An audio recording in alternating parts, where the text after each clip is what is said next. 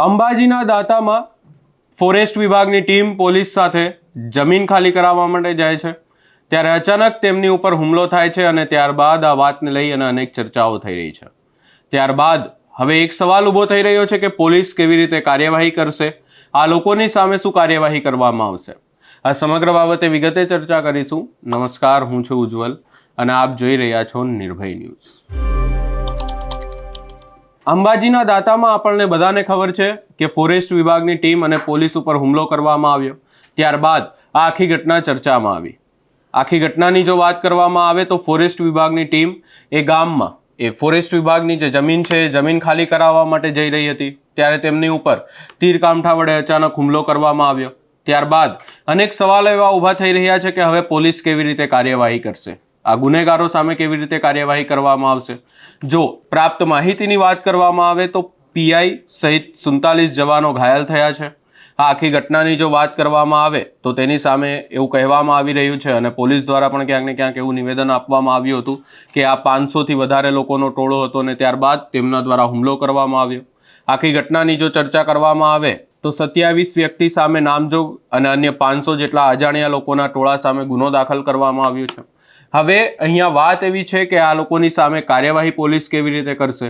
આટલા મોટા લોકોનો ટોળો હતો, 500 જેટલા લોકો હતા। હવે કેવી રીતે ખબર પડશે કે કેટલા લોકોએ હુમલો કર્યો, કોણે હુમલો કર્યો?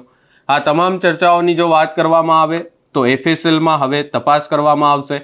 એફએસએલની ટીમ ઘટના સ્થળે પહોંચશે, પુરાવાઓ હાંસલ કરવામાં આવશે અને ત્યારબાદ ક્યાંક ને ક્યાંક એવું તપાસમાં જાણી શકાય છે કે કેટલા લોકો દ્વારા હુમલો કરવામાં આવ્યો। એના પહેલા હાલ આખી ટીમ લાગી ગઈ છે। જો વાત કરવામાં આવે તો ત્યાં કોમ્બિંગ પણ કરવામાં આવશે, રોજ કોમ્બિંગ કરવામાં આવશે એવી પણ વાતો સામે આવી રહી છે। પરંતુ આ ચર્ચાની વચ્ચે ત્યાં પોલીસ કાફલો ખડકી દેવામાં આવ્યો છે।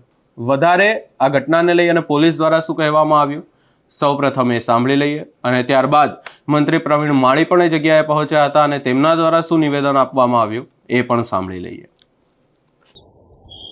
ગતરોજ બનેલી ફોરેસ્ટ વિભાગના અધિકારી, પોલીસ વિભાગના અધિકારી અને કર્મચારી પોતાની ડ્યુટી દરમિયાન થયેલ એમની પર હુમલા માટે જે અધિકારી અને કર્મચારી ગંભીર રીતે ઘાયલ થયા છે તેમના સમાચાર લેવા માટે, તેમને હિંમત આપવા માટે, તેમને કરેલી કામગીરીને મુલતવી કરીને અને અગાઉના સમયની અંદર આવી ઘટનાઓ ન બને અને આગળ પણ કાર્યવાહી જે પોતાના ડિપાર્ટમેન્ટની જે કરતા હોય એ ચાલુ રહે તેની સમીક્ષા પણ કરી છે અને આવી ઘટનાઓ લોકશાહીની અંદર સાખી લેવાય તેમ નથી।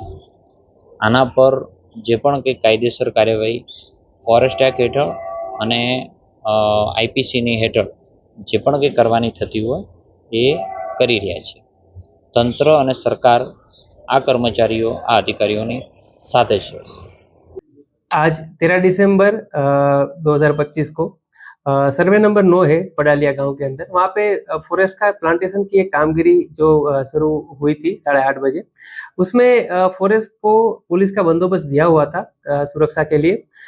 उस काम के दरमियान दोपहर को 3 बजे करीब 500 लोग वहाँ पे टोले में आ गए थे और उन लोगों ने अटैक किया था पुलिस और फॉरेस्ट के कर्मचारियों पर। जो यहाँ पे लोकल जो है तीर कामठा, गोफण और पत्थर और जैसे ब्रूटल वेपन्स है उन लोगों ने कर्मियों पर अटैक किया था और उस अटैक में 47 पुलिस के, रेवेन्यू के और फॉरेस्ट के कर्मचारी। आज करीबन 8:30 बजे दाता तहसील के अंबाजी पाडलिया गांव में सर्वे नंबर 9 की जो कि फॉरेस्ट की जमीन है वहां पर नर्सरी और प्लांटेशन का काम चालू था। काम के दौरान फॉरेस्ट डिपार्टमेंट, पुलिस डिपार्टमेंट और रेवेन्यू डिपार्टमेंट की टीमें वहां पर मौजूद थी। काम जब चल रहा था तब करीबन 2:30 बजे के आसपास अंदाजित 500 से भी ज़्यादा लोगों ने ये टीम पर हमला किया है, जिसमें 47 जितने लोग इजाग्रस्त हुए। हाल में 11 लोग पालनपुर में रिफर किए गए और बाकी जो अधिकारी और कर्मचारी है हाल में अंबाजी हॉस्पिटल में सारवार ले रहे। सभी की जो मेडिकल कंडीशन है अभी स्टेबल है और पुलिस ये जो हमला किया वो प्री प्लान्ड और कोऑर्डिनेट लग रहा था। करीबन 500 से भी ज़्यादा लोगों ने पत्थर, गोफन और धनुष और तीर कामठा से ये हमला किया था। हाल में पुलिस एफआईआर और आगे की जो भी कार्यवाही करने की प्रक्रिया है वो प्रगति में है। એટલે કે હવે આ આખી ઘટનાને લઈ અને પોલીસ ક્યાંક ને ક્યાંક એક્શન મોડમાં આવી છે અને હવે પોલીસ કોઈને પણ છોડવાના મૂડમાં નથી લાગતી, કારણ કે 500 જેટલા લોકોની સામે, જે અજાણ્યા લોકોનો ટોળો હતો એમની સામે ક્યાંક ને ક્યાંક ગુનો દાખલ કરવામાં આવ્યો છે। 27 વ્યક્તિ સામે તો નામજોગ ગુનો દાખલ થયો છે, એટલે કે હવે પોલીસ ફૂલ એક્શન મોડમાં છે। આગામી સમયમાં એવું કહેવામાં આવી રહ્યું છે કે પોલીસ કાર્યવાહી પણ કરશે। સમગ્ર બાબતે આપનો શું અભિપ્રાય છે અમને કમેન્ટ કરી જરૂર જણાવશો। અમારી ચેનલ નિર્ભય ન્યૂઝને લાઇક, શેર, સબસ્ક્રાઇબ કરવાનું ભૂલશો નહીં।